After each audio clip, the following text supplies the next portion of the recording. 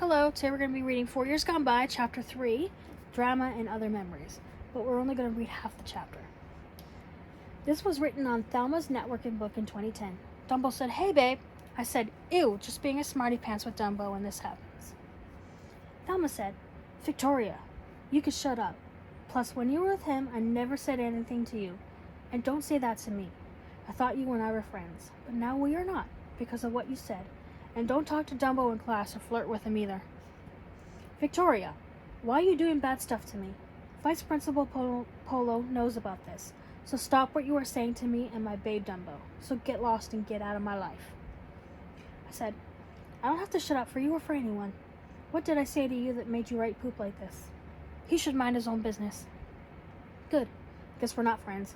I can talk to whomever I want, and you're not my mother. I don't flirt with Dumbo. Why do people always drag in the principals?" Thelma said, "Well, don't talk to my friends. And if I'm with Alexandra, you are not allowed to go near me when she is near me. Dumbo even said you were flirting with him. You are such a liar. I hate you."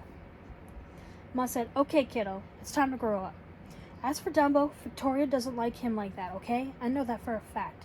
If you and Victoria have mutual friends, then you can't be telling her who she can be friends with, or tell them who they can be friends with, okay? I am her mom.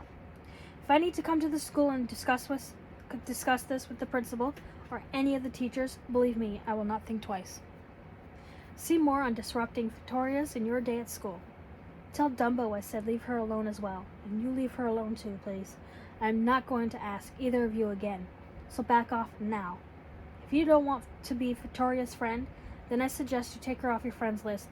The same goes for anyone else who bothers her, and that does include you, Dumbo.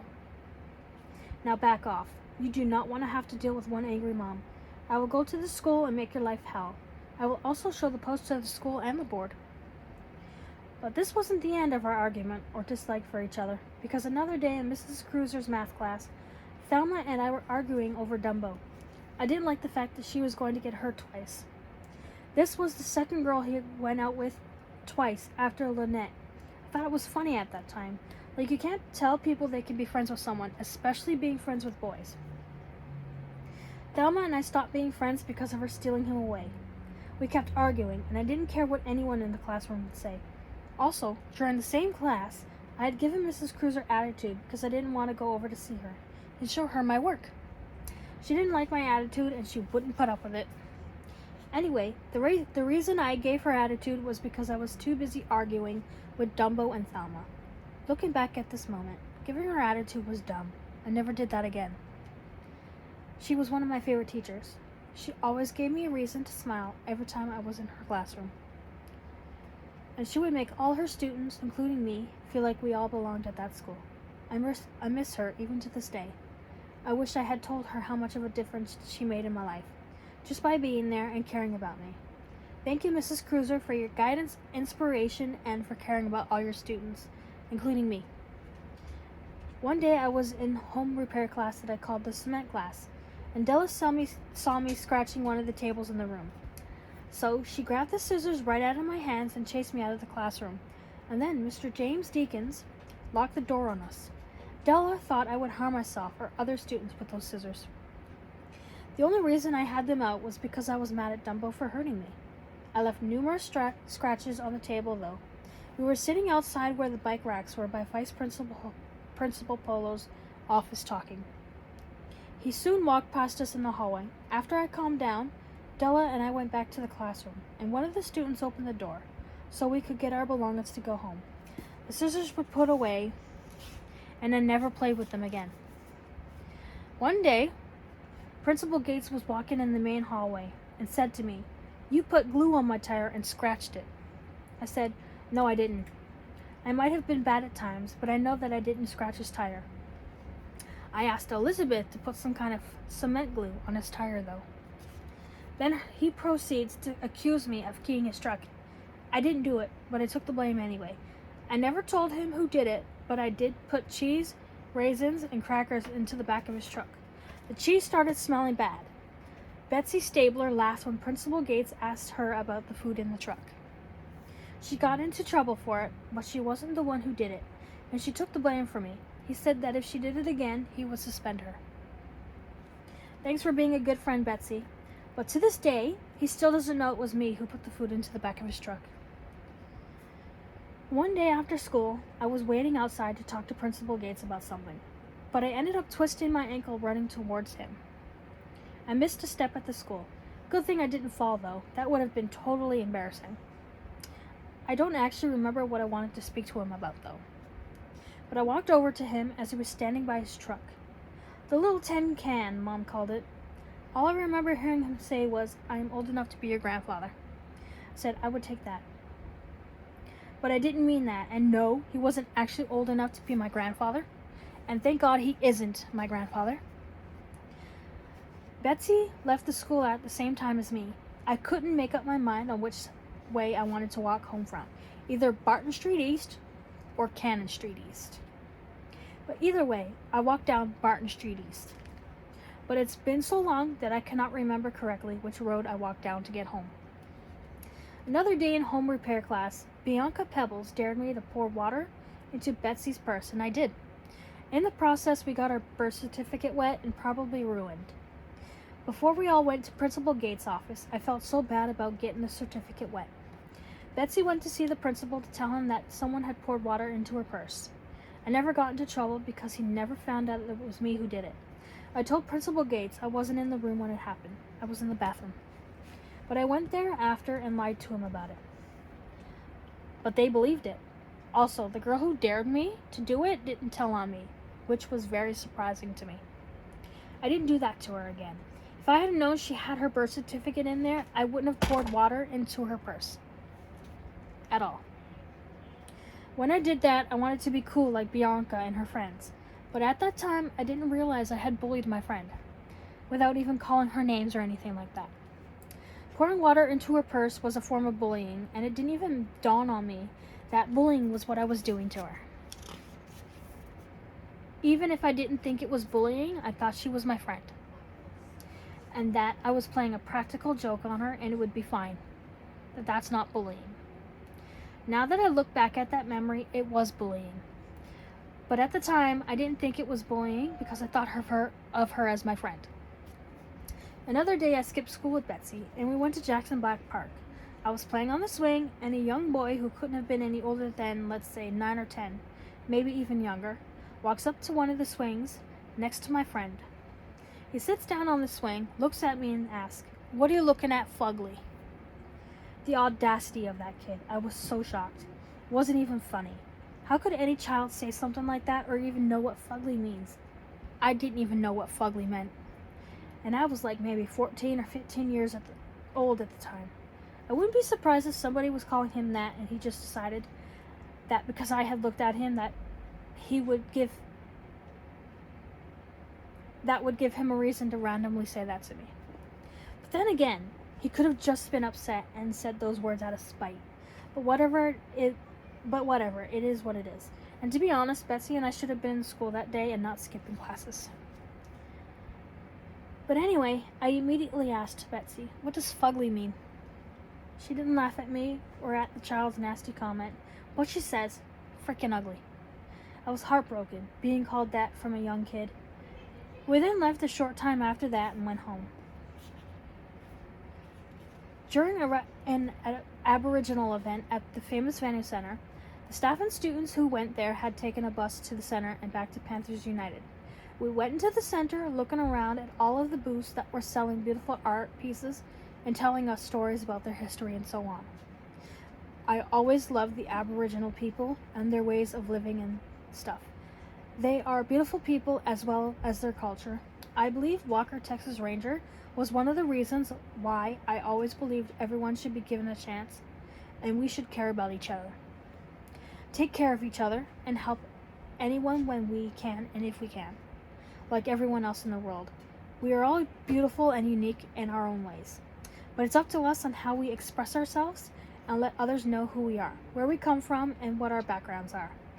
To also be proud of ourselves and simply realize how far we have come, and I know some of us have it rough. And to be able to keep going despite that is truly amazing. The courage and bravery is astounding. So to whoever you are, keep going and know that I am proud of you. I was in awe of how much beauty that can be found in just one culture alone. And there is beauty in every culture, and that's what makes us who we are. Some of us may not understand how certain things are said and done in each culture, but at the end of the day, being a part of a culture, being loved, happy, and spending time with your loved ones and your friends is what really matters. Life is too short to be hating, hurting, bullying, or whatever. Don't you think that the world would be a better place if we could just be accepting of one another? For example, we don't have to like or be friends with everyone.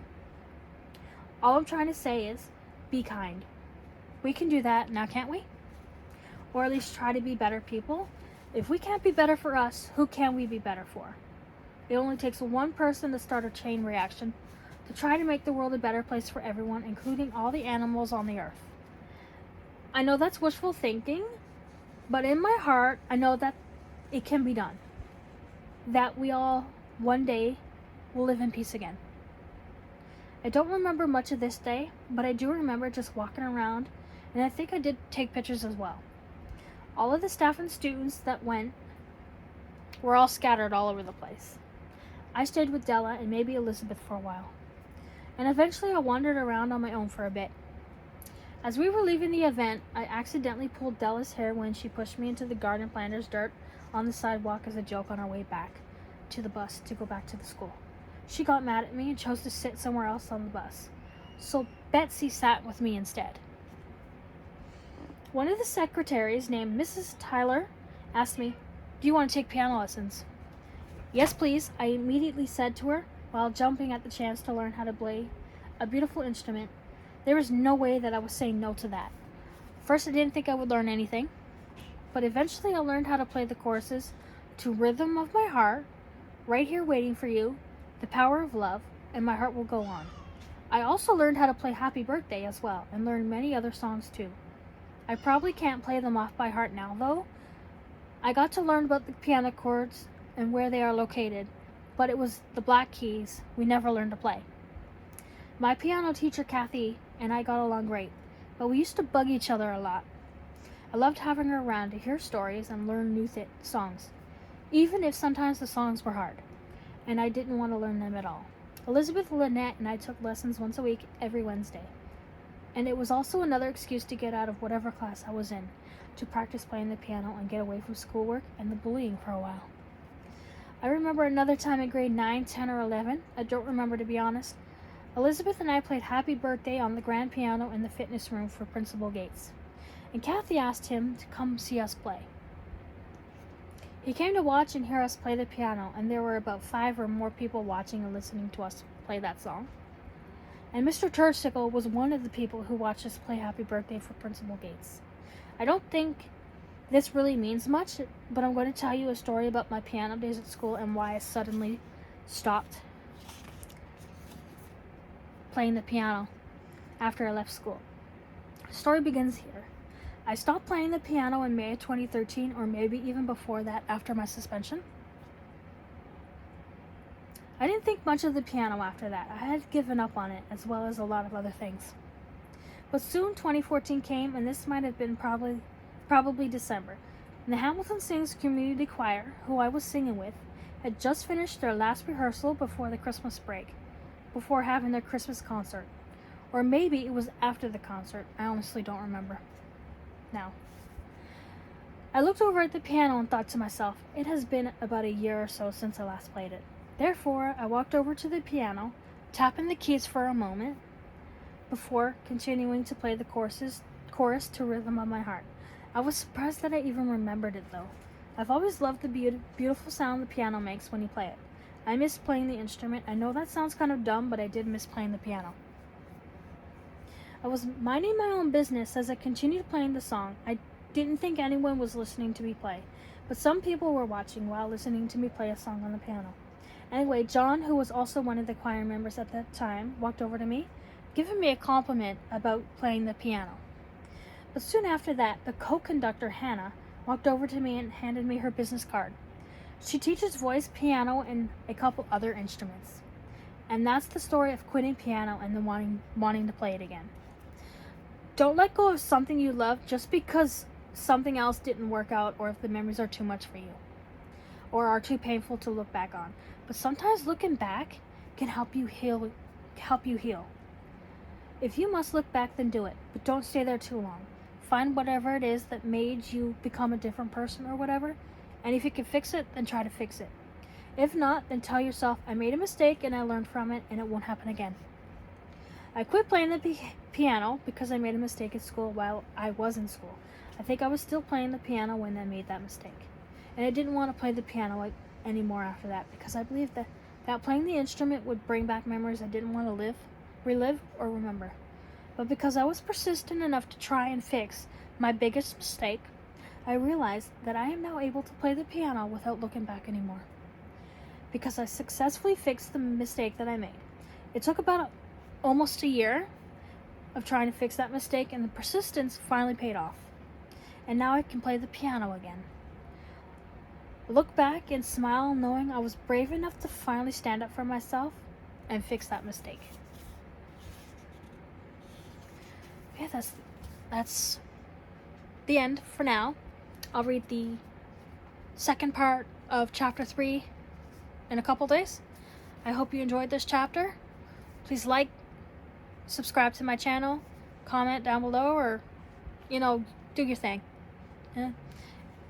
And if you're interested in music, Hannah teaches. I could send you her info if you'd like. I can also send you over the Hamilton Conservatory for the Arts info if you're interested in music, theater, art, music. I said music. Art, dance, if you're interested in learning. Great spaces, great people. Yeah. Hope you enjoyed that first half of chapter 3. Bye.